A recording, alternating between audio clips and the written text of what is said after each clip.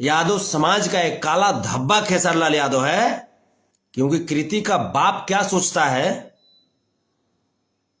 इससे मतलब नहीं है हमको।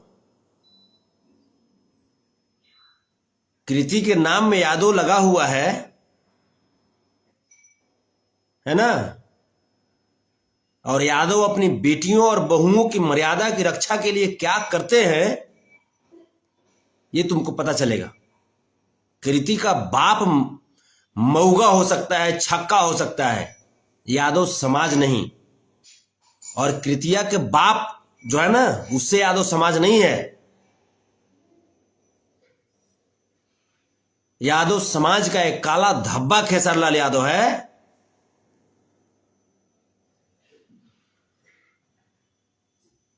जिसका स्टैंड कभी क्लियर नहीं होता है।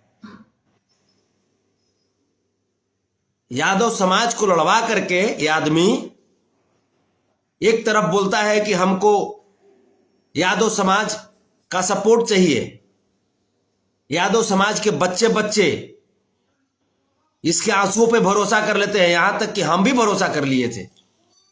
शुरू में तो हमको दिक्कत हमको नजर आ रहा था कि लगता है कि ये घड़ियाली आंसू है इसका।